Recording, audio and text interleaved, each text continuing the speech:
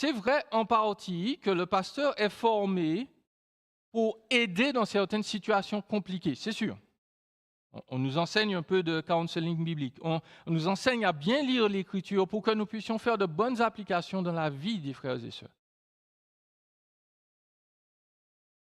Mais je ne voudrais pas que vous écoutiez ce message et que vous vous disiez « Ah, Jean-Élie a bien parlé aux anciens. J'espère qu'ils ont bien écouté. » Parce que ce message ne s'adresse pas, je l'ai dit plusieurs fois, il ne s'adresse pas seulement aux anciens, il s'adresse à tout le monde. Pourquoi? Parce que les anciens sont des hommes chrétiens ordinaires.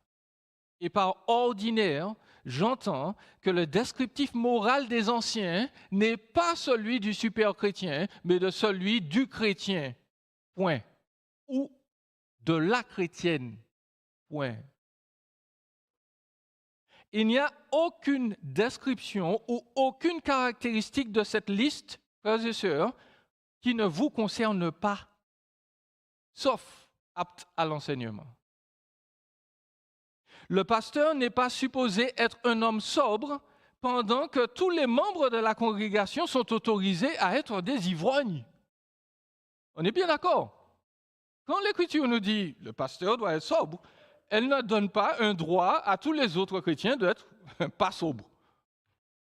Quand l'Écriture nous dit que l'ancien doit être hospitalier, elle ne dit pas « oui, mais tous les autres frères et sœurs, ils n'ont pas besoin de recevoir les gens chez eux ». Ces caractéristiques sont les caractéristiques de tout chrétien et de toute chrétienne. Aucun chrétien ne peut être adonné au vin ou violent, ou belliqueux, ou intéressé par l'argent.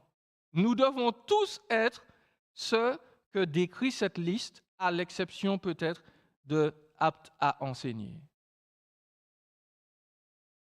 Donc, moi, je voudrais vous lancer un défi. Nous tous, dans cette salle, à la fin de notre vie, nous devrions pouvoir prendre cette liste-là dans 1 Timothée 3 et dire, OK, est-ce que je ressemble à ça? Est-ce que je suis conciliant? Est-ce que je suis pacifique? Est-ce que je suis désintéressé? Est-ce que je maîtrise mes pulsions? Pourquoi? Parce que ces caractéristiques-là ne sont pas seulement celles d'un ancien. Ces caractéristiques-là sont les caractéristiques de Jésus.